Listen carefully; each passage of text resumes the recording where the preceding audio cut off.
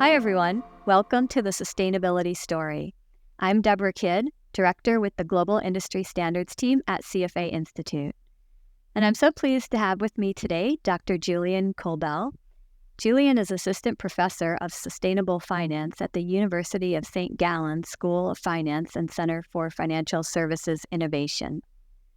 He's also a research affiliate at MIT Sloan, where he's a co-founder of the Aggregate Confusion Project, a project about ESG ratings, and a faculty member of the Swift Finance Institute.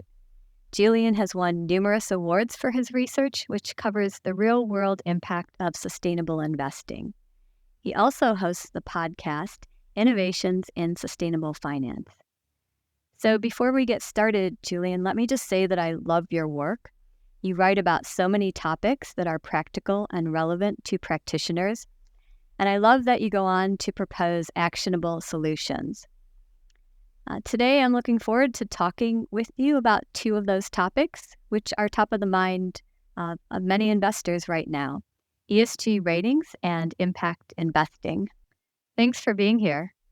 Deborah, it's a pleasure to be on the podcast. It's a great honor to have this conversation with you, and thank you so much for having me. Well, there's a lot going on in the world of ESG ratings, and there's no one better to talk to about ESG ratings than you. It's estimated that about a third of the world's AUM is managed using a sustainable investing approach. So we're talking tens of trillions of dollars. And many of those sustainable investing approaches make use of ESG ratings, which has prompted several countries and jurisdictions, including the European Union, to take a look at those ratings. And what they found are issues around conflicts of interest and limited transparency of data and methodology, among other things.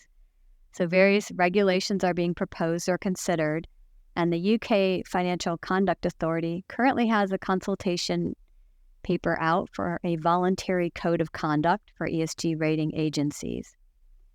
You've been studying ESG ratings and ESG rating agencies for years.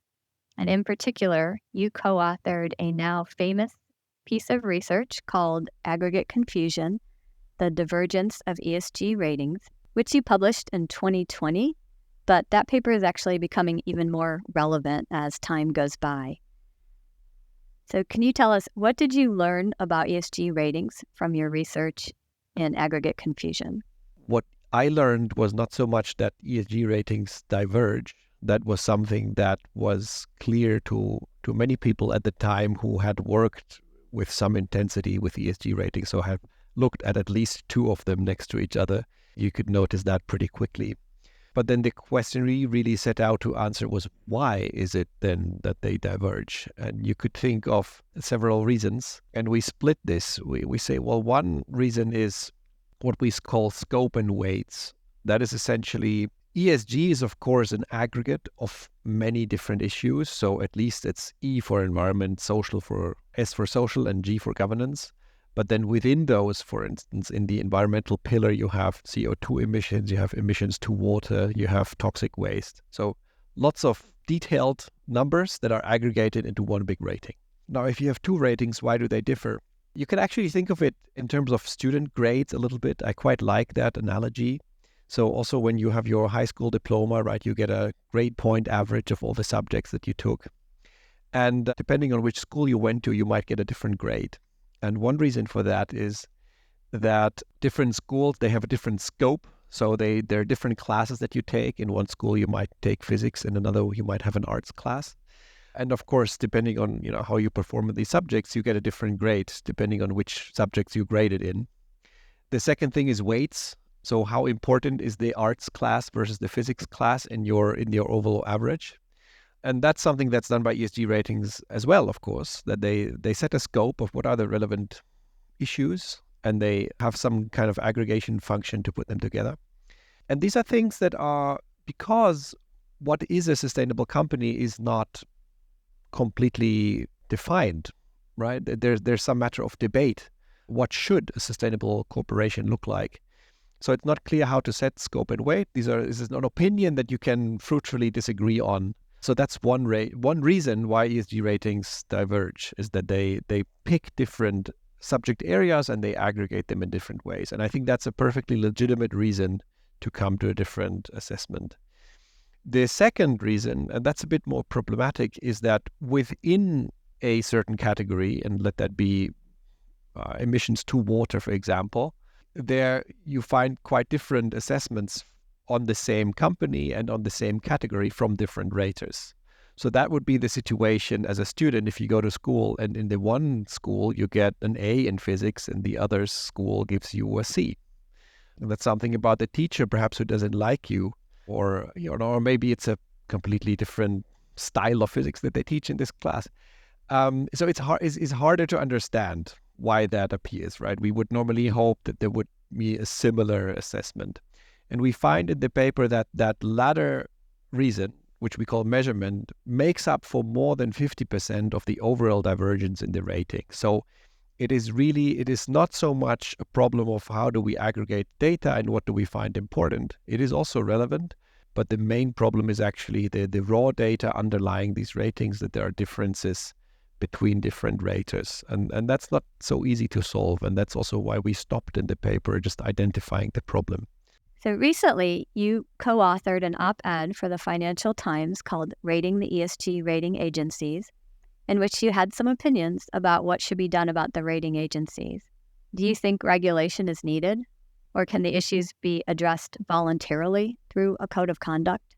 Yeah, I think it's very positive that there's a push towards both crafting regulation and also a voluntary code of conduct, because I think everyone, the ESG raters themselves and the wider investment industry has realized that these are now influential institutions.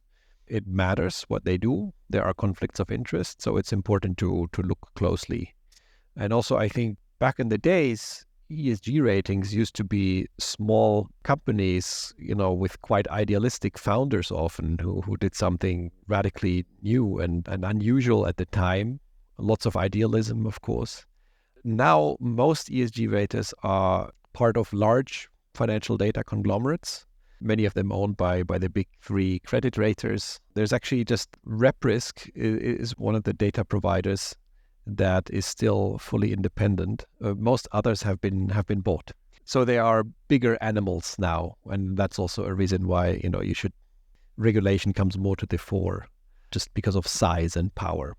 Now, in terms of the content, one thing is obvious: there are conflicts of interest in any rating business, and it's important that they don't derail the quality of the ratings. Right? I think all the regulation and also the voluntary codes should aim for high quality, reliable ratings. I think that's the outcome that we want. So making sure there are no conflicts of interest in the sense that company that pays a consulting fee gets a higher rating, right? That would be a crass conflict of interest that should be avoided.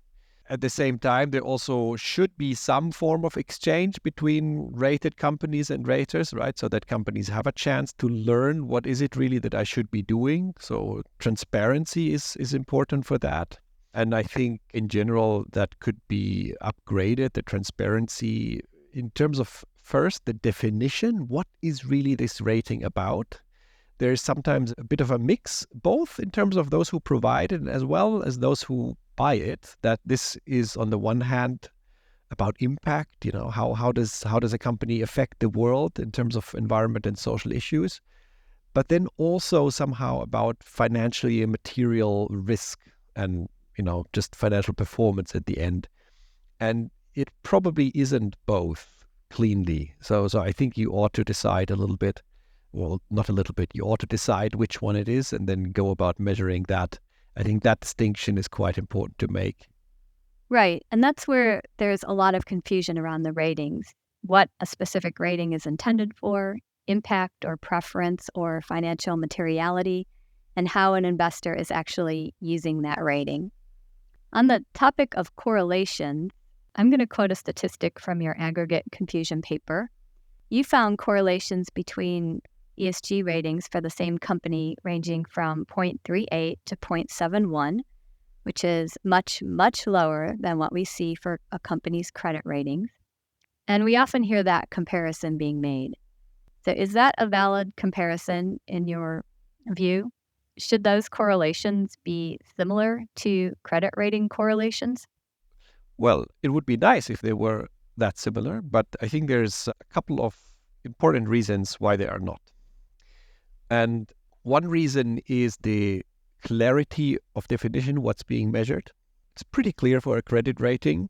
Companies can go into default, and a credit rating tells you something about the likelihood of default. It's very, very narrowly defined, whereas corporate sustainability is defined in much looser terms and in all these different subcomponents. And as we talked already about, how do you weight the different components? What do you even count towards it? So that's one important reason, the clarity of what is being measured. But another, I think, very interesting point is that credit ratings, if they disagree, and it happens, they disagree about the future, right? They disagree about an event that has not happened yet. In hindsight, you can look at, which cohorts of companies went into bankruptcy or went close to it, and sort of whether credit ratings were correct in a sense of predicting that. You can check for that. And a credit rater who would be consistently wrong would exit the market, I suppose, at some point, because people wouldn't trust that credit rating anymore. With ESG ratings, they actually disagree about the past or the present. They don't make a call on which company is going to have an explosion in their factory, but they track what happened in the past. And you might say even there they disagree, right?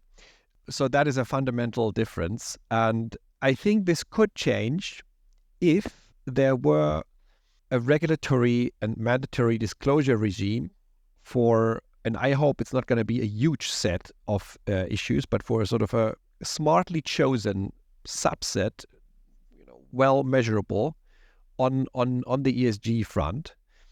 Once you have that, you can enter this prediction game also that credit raters do, that you say, well, this is what the company has disclosed last year and the year before. We see here a trajectory and we believe this is going to continue for those reasons. I think that would bring us into a more interesting rating, which is more sort of an analysis rather than a judgment of the status quo in the past. So Julian, you've said previously that you think there's still value in using ESG ratings because it's very time consuming and intensive to collect and aggregate all of that information, and it's expensive. So given the current unregulated state of ESG ratings and the issues around transparency and conflicts of interest, what can investors do to make the best use of ESG ratings?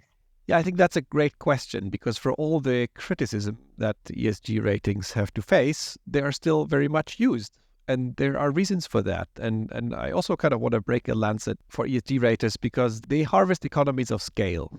It is hard to do this analysis for a large amount of companies in a systematic way, collect all the data. So, they really offer us a service in that. And there's also a reason we care about these outcomes. That's the whole reason why they exist. It's important how much water is being consumed, what the emissions are like, how people are treated in the workforce. We care about these issues, and that's why these institutions exist. And they really offer something. Well, it could be better, and it can evolve, but I think that's the reason why they are there, and I think I'm happy they are there. Now, to use them as an investor, I would recommend two options to go about it. The one is take that, do a due diligence and, go into depth in the rating that you're going to use, right? Convince yourself that the data is procured in a reliable way, drill down the methodology and make sure it aligns with your objectives, what you want to get out of this rating. Is it about impact or financial materiality? Do you use it more as a first screen, or is it really informing the investment decision in terms of the assumptions that you take, right? There's quite a bit of nuts and bolts that you have to make sure that they fit to, that it's fit for purpose. And then, but if you've identified one where you've convinced yourself that this is what we need, then just use that rating. I think that's fine, as long as you can defend why it's that one. As long as you know what you're measuring, I think that's a good approach. Another approach, which is a bit more involved, is to sort of do it in-house. To say, well, we don't actually want this prepackaged assessment. We want to really subscribe to a range of ESG data feeds and build our own rating or assessment model in-house and use that then in bespoke ways. The advantage, of course, is that you're very flexible and you can really tweak it in all the ways you want. The challenge can be that towards the outside, it's not going to be trivial to communicate what you're doing there, and people might be skeptical that you're even doing it. Maybe you just say that, and it's hard to convince people that you're doing this seriously and systematically. So these are the two main options I see. Another area of sustainable investing where we find a lot of confusion among product intent and investor motivation is impact investing. You co-authored a paper called The Investor's Guide to Impact, where you cut through the confusion and you talk about what types of investments or products actually contribute to making an impact. And you talk about a key concept of impact investing that you refer to as additionality.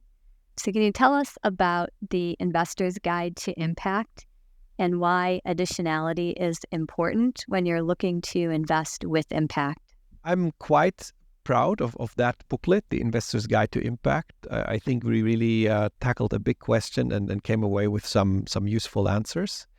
This is really a guide for investors who want to change the world with their investment. And I completely recognize that not everybody wants to do that. But for those who do, this is an interesting resource. Additionality is actually a very simple concept. And if you think of impact, as something you want to achieve a change in whatever it may be, and you want also to be sure that that change happened because of what you did and not just something that would have happened anyways, right? You want to be effective in what you do, right? That would be sort of it's a high bar to pass, but that is for me the idea of having impact, right? And if you translate that to investing, it has two steps. And one is companies have lots of activities and lots of impacts, and they can shape or choose their activities in such a way that their impact overall is more positive. Maybe less emissions or more trained trainees, right? You can do something as a company that then has consequences out there. And an investor, you are one step sort of further down the chain. So I think what's a bit of a fallacy is to say, well, I'm invested in a bunch of companies that all have beautiful impacts. Because you'd have to ask yourself, well, if you weren't invested in those companies, then probably somebody else would, and they would have just the same impact. So what do you really bring to the table? So there we introduce this concept of investor impact, where investors think about, okay, what is the change in the companies out there that I can trigger as an investor, and how do I go about that? And then we just rely on a bunch of other people who've worked on this before us and summarize and put together what they found in sort of different asset classes and mechanisms, how we think based on evidence is the best way to go forward. So that's a really important point that you make, that investing in companies that do business as usual is quite different from investing in companies where you can actually facilitate a different outcome or change. You referred to the Investor's Guide to Impact as an evidence-based guide to give investors some tools to make informed decisions for positive impact. Can you share with our listeners what types of tools they can use to invest with additionality? Yes, we essentially come away with three key recommendations. If you are one of these investors who wants to have impact, we would say the first thing is to see if you have room in your strategic asset allocation to put money towards sort of high risk, high promise ventures. This is not for everyone, of course. This is very risky.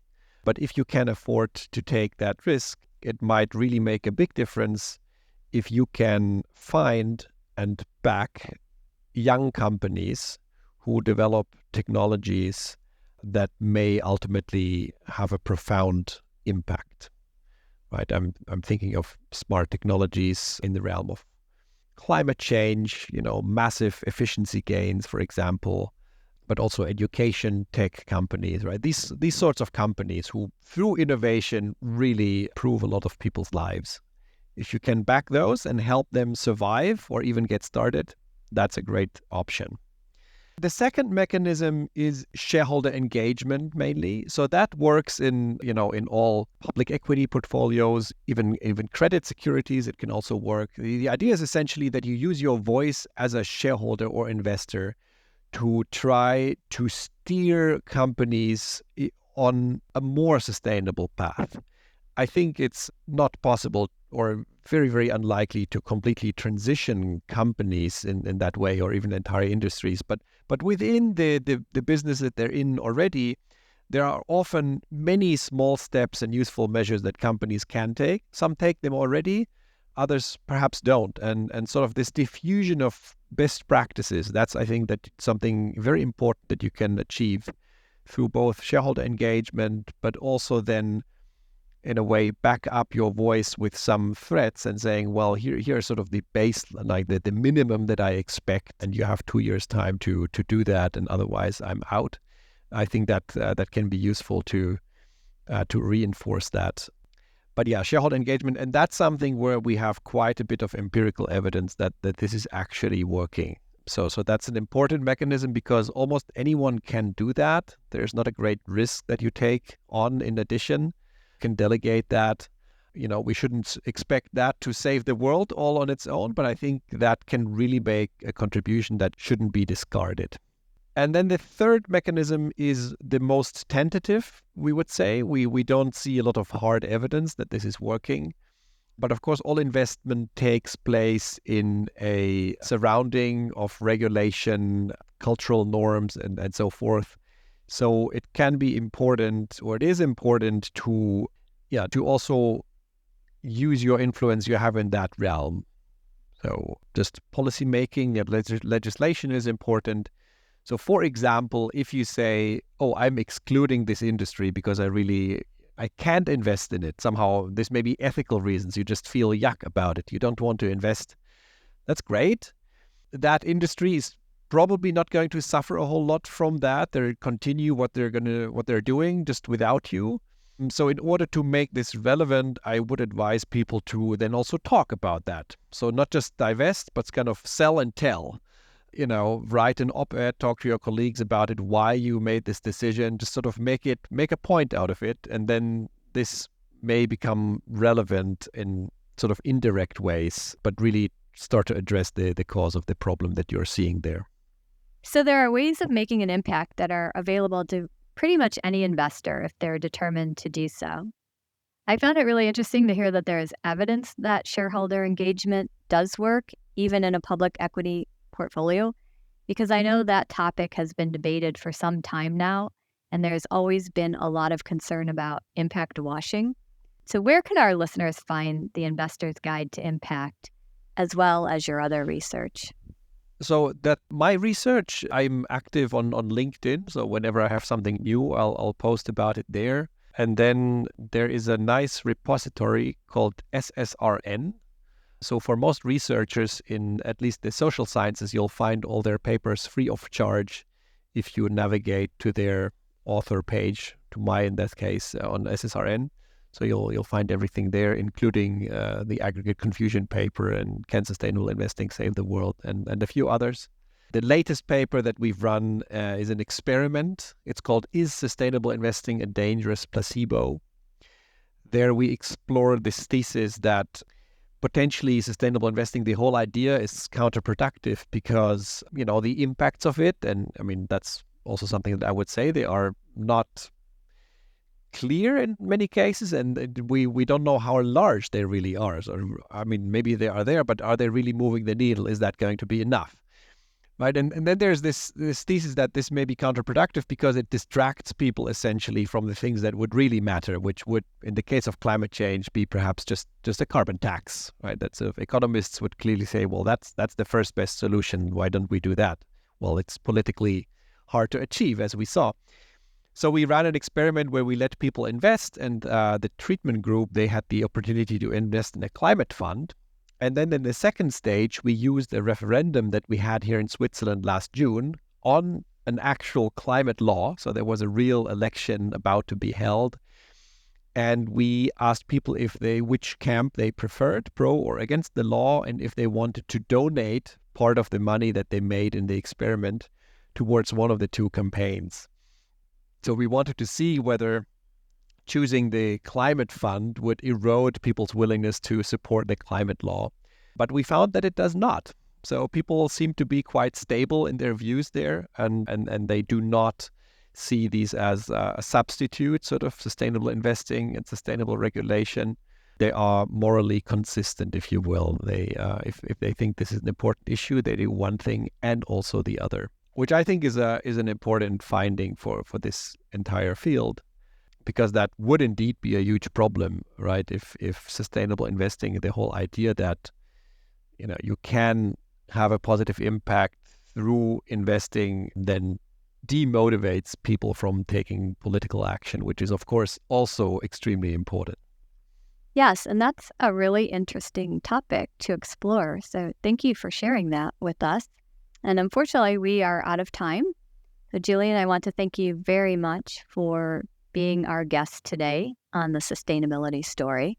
Thank you. Well, yeah, it's been a real pleasure, and indeed, there's more to become. We keep doing research at MIT in the Aggregate Confusion Project, and back home in Switzerland, I got funding for my own little research group, and under the heading of the Investor Impact Lab, we're going to explore many more questions that are relevant to these things we've spoke about in the future. So maybe I can be back someday and tell you more.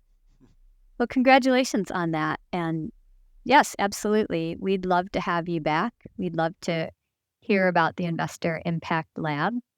And your research has always been so important for sustainable investing practitioners. So thank you. You're most welcome, Deborah.